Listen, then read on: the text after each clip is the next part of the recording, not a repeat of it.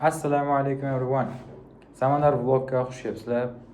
Bugungi videoda olishdan asosiy maqsad biz yaqinda Samandar vlogni boshladik, ya'ni YouTube kanalimda hayotimda dokumentatsiya qilib bormoqchiman. Chunki vlogimizdan asosiy maqsadimiz hayotimizda bo'layotgan ishlarda dokumentatsiya qilib borish va bu orqali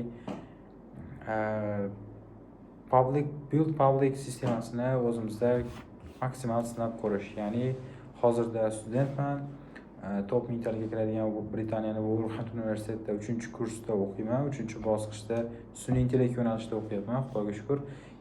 Sun'iy intellektda nimalarni o'rganyapman. Undan tashqari prosta faqat o'rganish emas, talabalik hayotda nimalar qilaman, bo'sh vaqtimda hammasini dokumentatsiya qilib bormoqchiman.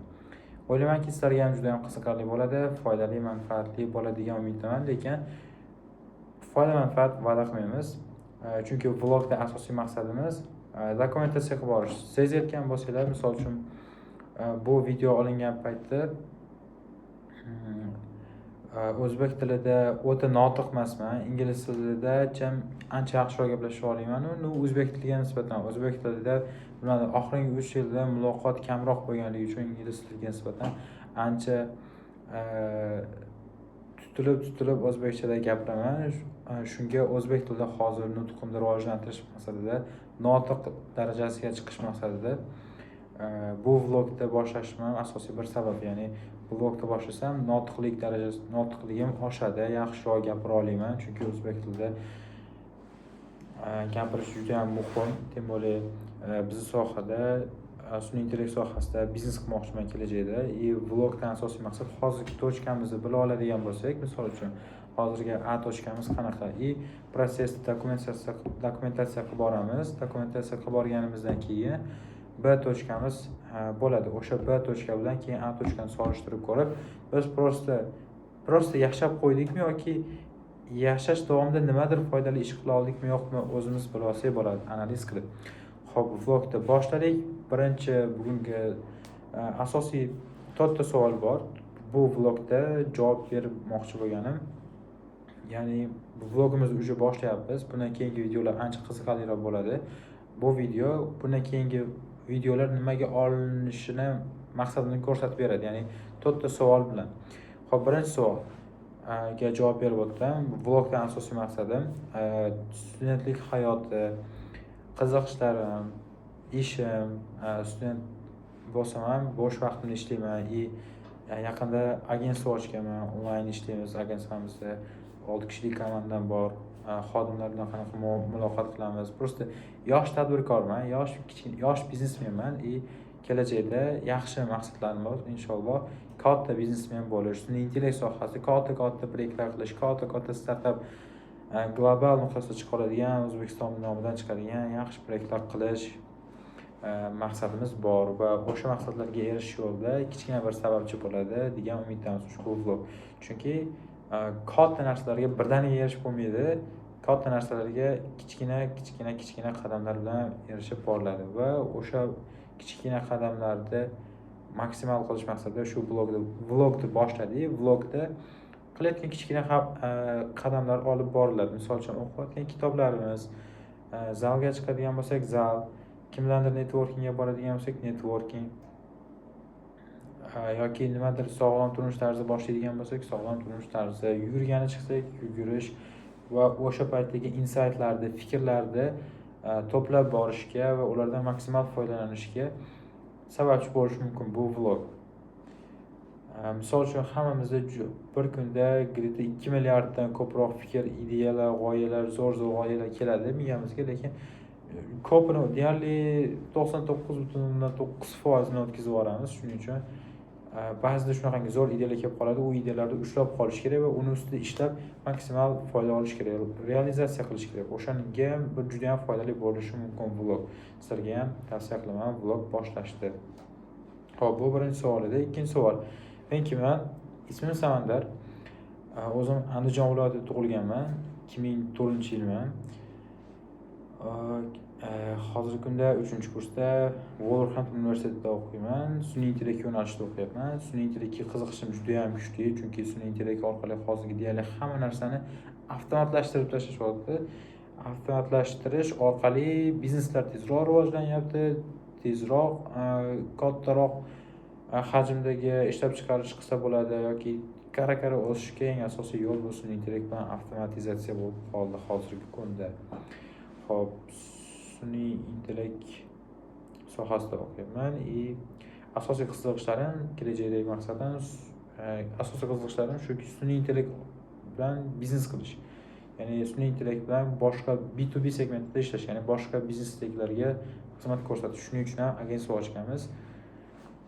Agentstvomizda onlayn ishlaymiz va shu paytgacha Lux Matras, Implus, Sharqona School, Barokat Mebel shunaqangi katta firmalarga o'zimizni sun'iy intellekt orqali avtomatizatsiya xizmatimizni ko'rsatganmiz. Ular ham maksimal foydalanib hozirgi kunda katta o'sishlar qilishyapti sun'iy intellektning orqasidan.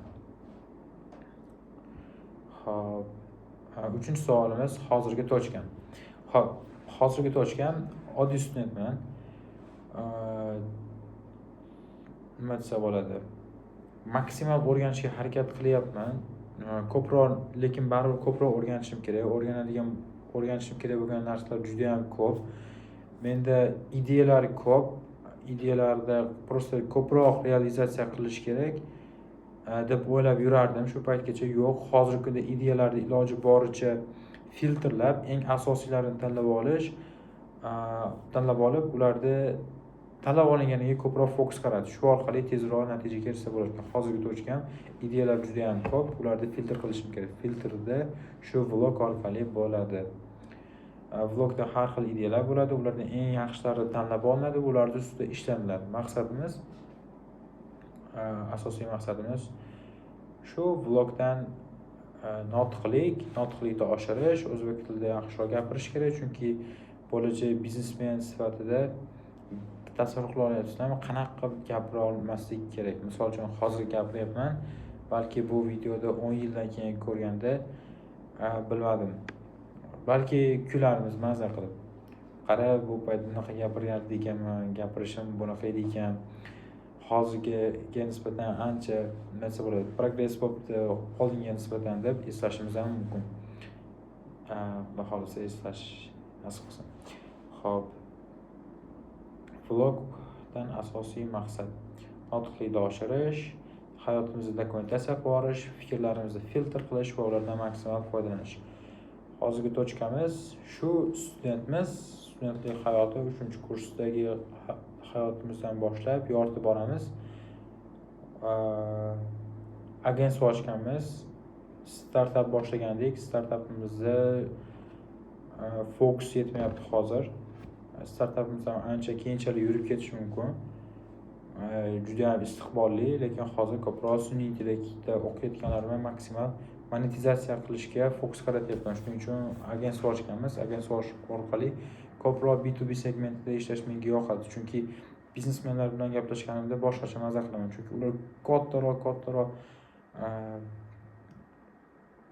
ob'yomda fikrlashadi, juda ham keng fikrlashadi. Misol uchun, keyin ularda ko'p biznesmenlarda qo'rqmaydi, duh baland bo'ladi. O'sha duh baland odamlar bilan yurgim keladi. Duh baland odamlar bilan nimadir proyektlar qilgim keladi. Shuning uchun B2B segmentda ishlash vaqt qolgan. Hozir agentstvo ochganmiz. Agentstvamizni keyingi videolarda, keyingi vloglarda alohida agentstvamizga bag'ishlab videolar qilamiz, vlog qilamiz, xohlasa. Nima ishlar qilishligimizni ham narsigacha ko'rsatib beramiz. Hozircha ushbu videoda bundan keyingi vloglar qanaqa bo'lishligi emas, asosiy maqsadini tushunib olsak bo'ladi. Xo'p, 4 ta savolga javob berib oldim. Vaqtinglarga rozi bo'lasizlar. Yana bir narsani eslatib qo'yishim kerak. Hozirgi fikrlarim bu 20 yoshimdagi fikrlarim, ya'ni taxminan 10 yildan keyin, balki 20 yildan keyin hozirgi fikrlarim, hozirgi dunyo qarashimdan kelib chiqib fikrlayapman. Hozirgi o'zim misol uchun to'g'ri deb bilgan fikrlar bo'yicha fikrlab qanaqadir ideyalar, fikrlarimni vlogimda aytib borishim mumkin. Lekin taxminan misol uchun tasavvur qiling, hozir 20 yosh bo'lsam, 30 yoshimda yoki 40 yoshimda bu fikrlarim mutlaqo teskarchasiga o'zgarib ketishi mumkin yoki boshqacha o'zgargan bo'lishi ham mumkin. hammaga kattakon rahmat. Kuzatib boringlar. Xudo xohlasa bundan keyingi vloglar juda ham qiziq bo'ladi, chunki universitetim haqida, agentligimiz haqida zalga chiqamiz, yuramiz, suzishga boramiz, ot minishga boramiz. Har xil metrolardagi vloglar, har xil intervyular qilishga harakat qilamiz. Xullas, полностью vlogda dokumentatsiya qilib olmoqchiman. Studentlik vaqti, chunki bilasizlarmi, 3 yil oldin universitetga kirganimda menda juda ham ko'p vaqt bor deb o'ylardim. Hozir darrov 3-kurs o'qib qoldim. Tushunishim bo'yicha yana bir ko'z ochimguncha 4-kursni ham bitirib, уже universitetda bakalavrni bitirib ketib qolamiz ekan deb o'ylayapman hozir. 1-kursga tayyorligimda maktabda 6 medalga bitirganimda 1-kurs kelgan universitetga kirdim. Juda ham ko'p universitetlarga kirdim. Adashmasam 12 ta universitetga kirgandim. Hindistondagina, Yevropa universitetlari, Amerikadan 2 ta universitetda, bittasi Britaniyadan edi. Ular orasida shu Britaniyadagi universitetda O'zbekistondagi filiali o'sha juda ham xalqaro validatsiyasi borligi uchun, xalqaro universitet bo'lganligi uchun, menga yoqqanligi uchun shu universitetni tanlagandim, Wolverhampton universitet. O'sha paytlarda mening maqsadim bor edi, magistratura o'qiyman deb yurardim. Hozir bakalavrni bitirib olsam bo'ldi. Magistratura shart emas ekan deb o'ylayapman, chunki tem bo'lib biznesda balki keyinchalik, misol uchun, millioner bo'lganimizdan keyin master o'qishim mumkin. O'shanda ham masterda Oxfordda o'qish niyatim bor. Oxford yoki Harvarddagi business schoolda o'qiyman yoki Oxforddagi shu MBA ga qilaman, Masters on Business Administration. Shunday qilsam kerak deb o'ylayapman keyinchalik endi. Undan boshqa maqsadda просто master degree o'qish niyatim yo'q. Oldin bilmadim nimaga master degree o'qish niyatim bor edi, просто maqsadim ham yo'q edi o'zi. Ya'ni maqsadim magistratura o'qish, lekin magistratura o'qishdan maqsad yo'q edi, просто. Hozir lekin bakalavr o'qiyapman. Bakalavr o'qishdan maqsadim bor. O'qishni bitirib nima qilishim kerakligini ham bilaman. O'qiyotganimda qanaqa imkoniyatlardan maksimal foydalanib qolishim kerakligini ham bilaman. Iloji boricha maksimal harakat qilaman. Bu undan u yog'i ortiqchasi kerak emas. Chunki fokus bo'linadigan bo'lsa, bor narsadan, bor imkoniyatdan foydalana olmaslik imkoniyat shansi yuqori bo'lib ketadi. Shunga hozircha master degree o'qish niyatim yo'q. Shuning uchun vaqt tez o'tib ketar ekan. Dokumentatsiyani boshladik, kuzatib boringlar. Keyingi videolar juda ham qiziqarli bo'ladi. Chunki hech narsani yashirmasdan, qog'ozga o'ramasdan boricha dokumentatsiya qilib boramiz. Chunki hozirgi kunda juda ham ko'payib ketgan ijtimoiy tarmoqlarda hamma hayotini luxury zo'r qilib ko'rsatadi. Aslida olganda bilmadim, menga yoqmaydi unaqa o'ta ham luxury qilib ko'rsatish, chunki luxury narsalar ham ko'p, luxury bo'lmagan narsalar ham ko'p. Просто menga oddiylik, qanaqadir oddiy vloglar olib chiqish shunaqa oxirgi paytda qiziq bo'lyapti. Chunki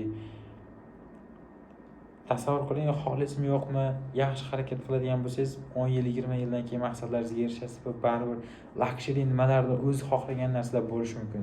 Hozir ham bo'lishi mumkin, keyinchalik ham bo'lishi mumkin. Lekin hozir misol uchun 50-50 bo'lsa, 50 luxury, 50 oddiy bo'ladigan bo'lsa, iloji boricha oddiylarni saqlab maksimal harakat qilish kerak bo'ladi.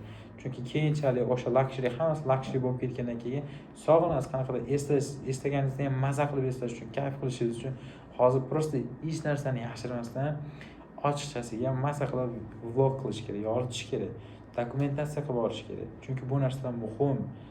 Oddiy qanaqadir melishniga o'xshab ko'rinishi mumkin, lekin juda ham foydali ekan. Misol uchun hozir xonada o'tirib vlog olyapman, o'zim bilan o'zim gaplashyapman. Уже 14 minut bo'libdi, 14 minut mazza qilib gaplashib o'tiribman. Chunki ancha yangi ideyalar keladi, yangi ideyalar kelib, ularni filtr qilishga ham imkoni bo'ladi. Shunaqa kuzatamiz. Keyingi vlog videolarda ko'rishguncha sog' bo'linglar, salomat bo'linglar. Rahmat. Ajratgan vaqtinglarga rozi bo'lasizlar.